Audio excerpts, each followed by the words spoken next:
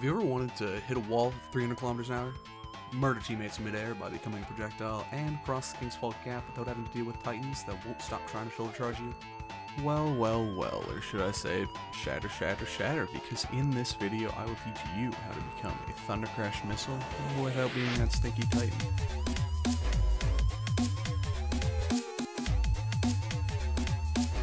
Alright, so there are a few key things to really nail down this technique, and the first, and dares I say easiest for some of you, and impossible for others, is going to be getting an Eager Edge sword in the first place. At the time of recording, there are only 2 swords we have in the game that can roll with Eager's Edge, and they are half-truths and the other half. Both of these swords are craftable, and they drop from the Dares of Eternity.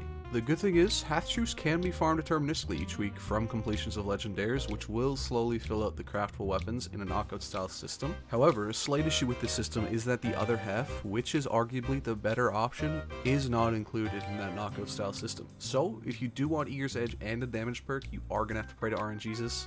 The noob, you'll get it one day. Now that you have gotten your shiny new sword that swings very fast, you are well on your way to shatter the sound barrier with this super fun and flashy movement tech. Let's dive right into this.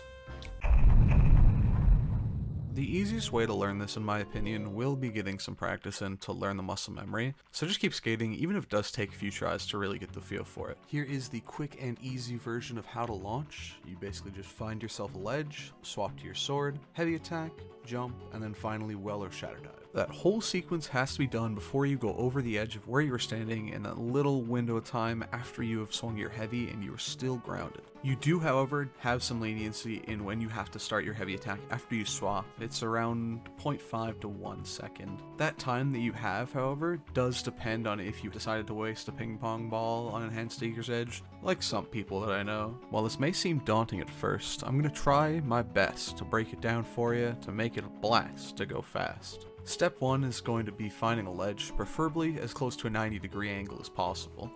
The reason you want to get a flat edge is that on an angle you'll sometimes not be counted as aerial for your inputs, as your sword kind of pulls you along the ground, causing it sometimes to fail. When you can get the timing down consistently, you're able to get a feel for what is best to launch off of based on your own speed of inputs. Personally, I have found the easiest places to launch off of will be small boxes, some flat door frames, and even sideways stasis crystals due to the flatness and small area for maximum speed. Step 2 is pretty difficult.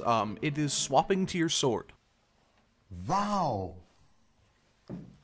While this seems pretty straightforward, there are actually quite a few little nuances to just this step, and there's some interesting mechanics to go along with it as well. One of these mechanics is that Eager Edge has an internal 5-second cooldown after you use it, and this cooldown actually ticks down when the weapon is stowed or equipped.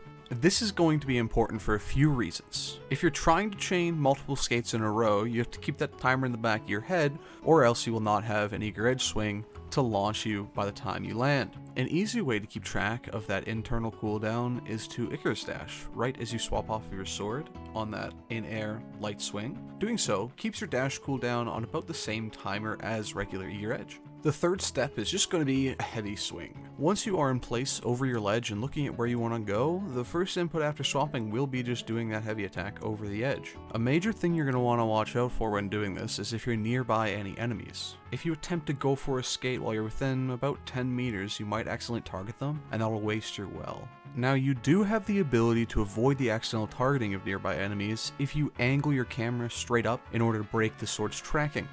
You can see an example of this being used in my Trio Totems video when I have to go back into rooms and there's a bunch of ads nearby me. The last big thing to keep in mind is that when you are getting ready to launch, you do have that half a second between swapping and when you have to make that heavy swing to allow you to slightly reposition if needed, and really lean into the speed once you get comfortable with nice running starts. Finally, just an easy step. You hit your spacebar right after swinging your heavy attack. This next step is using your super or shatter dive. So the most stressful input is this one. However, if you practice and you get the muscle memory down, you can pretty fluidly press jump and whatever keybind for either ability in one nice smooth motion. First things first, I'm the realist. Secondly, this part is honestly the most difficult to start off with, but does feel consistent and comfy once you spend the time practicing, like I said earlier. Regarding practice, Here's where I can give you a couple recommendations, and hopefully throughout these places you'll be able to at least find something that you can feel comfortable with and just start grinding it out. The classic, in my opinion, is going to be the Winding Cove in the EDZ. You can grab public events anywhere to refresh your super if you mess up, and it's a wide open area all the way up to Firebase Hades. Disjunction and Eternity in a Mayhem private match allow you to set super spawns, be extremely fast, and they both have their own unique strengths to really practice certain aspects of skating. There are a lot of small angles and ledges on Disjunction, especially doorways to practice your timing on small angles. On Eternity, there are a lot of wide pathways to be able to practice your turning and running starts. Another good place for Shatter skate practice is going to be loading into the starting Dares of Eternity map. Just behind where you load into the treasure hoard, there's a portal that leads you down. It's a very open space with rocks on both sides to practice finding exactly what steepness of angles you can or cannot launch off of. However, the absolute best place to practice is honestly everywhere. Seriously. You can launch off of mostly any flat surface, and if you're doing strikes, raids, dungeons, that even makes Gambit a somewhat tolerant experience whenever you can jump on an invader in 2 seconds when they just spawn in.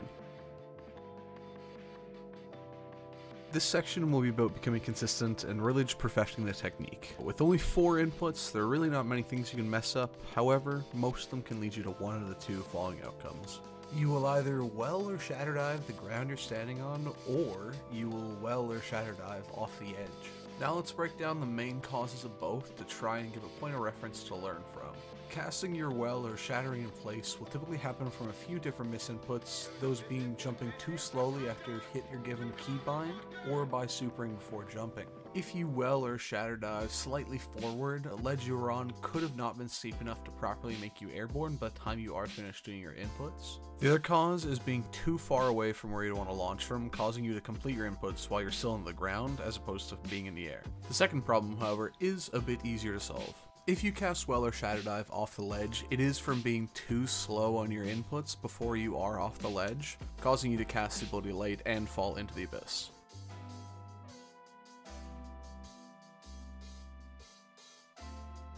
Now that we've made it past the general execution of this tech, this section will be covering a few more tips you should know about in order to master this movement.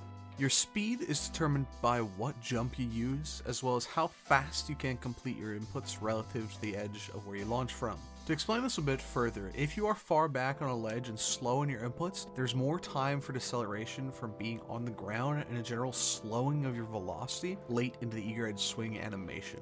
So in essence, the faster you get at your inputs, the smaller ledges you can launch off of, therefore increasing your speed by spending less time overall on the ground. Now in terms of jumps, make sure on Warlock you are running Burst Glide instead of Balance or Strafe. If you are running either of those jumps, you will slow yourself down mid-air, causing your maximum distance to drop massively.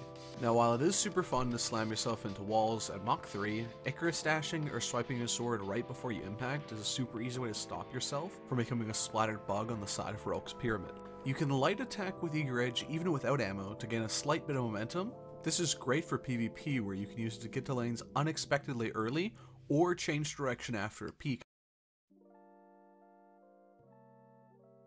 This is the end of the general advice I have to give today. However, if you have any other questions, feel free to comment below and I will do my best to try and help you figure out how to zoom, like yours truly. Shout out to anyone watching this late into the video. If you have enjoyed it and found it helpful at all, subscribing and liking helps massively and is greatly appreciated. Thanks for watching and I hope to see you all next time. Peace gamers.